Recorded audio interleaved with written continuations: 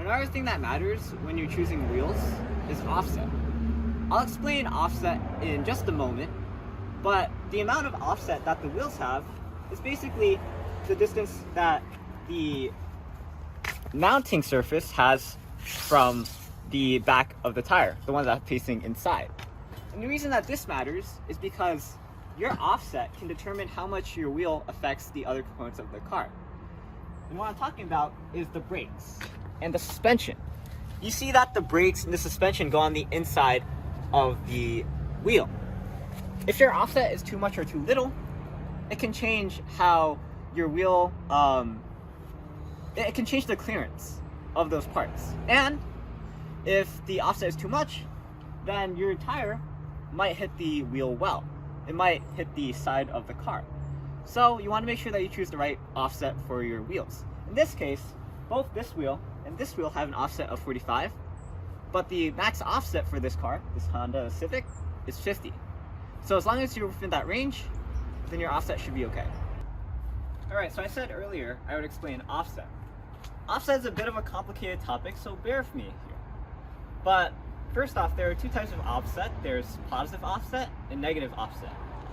And offset refers to how much the tire is, the mounting surface is offset from the inside of the wheel. A positive offset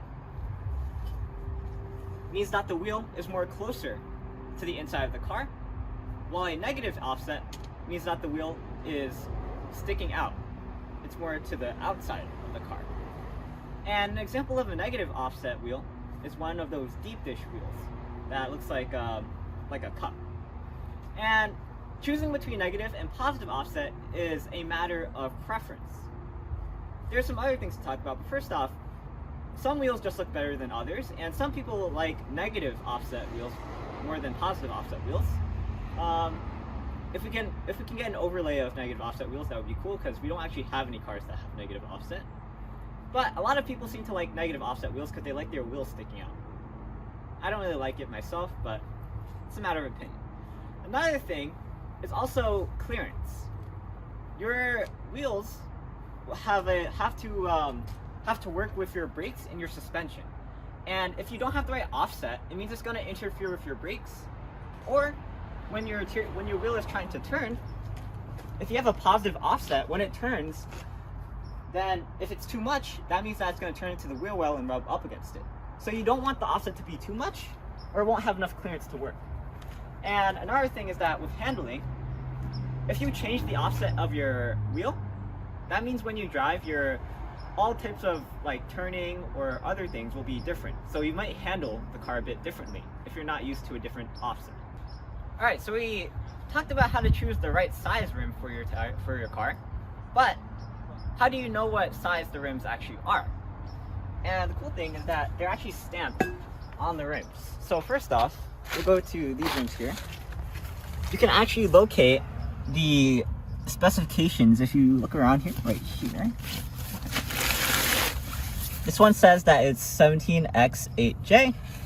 17 refers to the diameter of the wheel, the actual diameter, and 8 refers to the width of it. So this means that it's 8 inches wide. Stamped on this one is, let's see, 7J x16, which means that this is 7 inches wide and the diameter is 16. And we're going to check these with the tape measure in a bit. Let me just see if it's stamped on this one. Okay, interesting. Is it around the circumference? So it appears it's not stamped on this one. Maybe it's on the inside of the tire, but I guess we can't check it. But for these ones, first let's check the diameter of this wheel. So this one is supposed to be 16. So yeah, it's about 16 inches. And as for its width, this is supposed to be 7. So it's about 7 right here. By the way, it's not the outside. It's supposed to be from this flange to this flange. So that's about 7. And I suppose we can't really measure this one unless we go on the inside.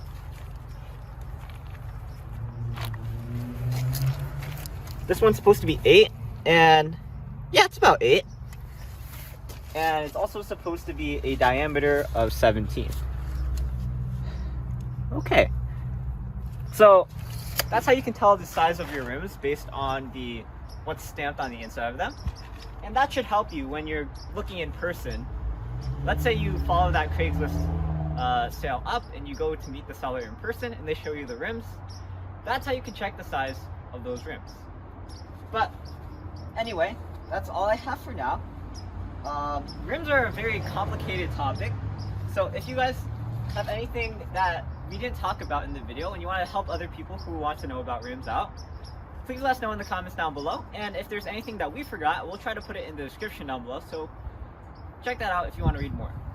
But our next video is actually going to be talking about these new tires that my dad's going to install on his Honda Civic. So go check that out and I'll see you there. I'm Aiman, and today we talked about wheels and rims, which is a very complex topic, starting off with the fact that people confuse wheels and rims. So let me know in the comments what your opinions are on wheels versus rims are, and I don't know, let's start a debate about it. But thanks for watching. Please like, comment, subscribe, and look at other videos on EyeOnAiman, especially the videos on auto repair, and also the rest of the videos in this sort of series of segments on wheels, rims, and tires. And I'll see you there. But for now, signing out.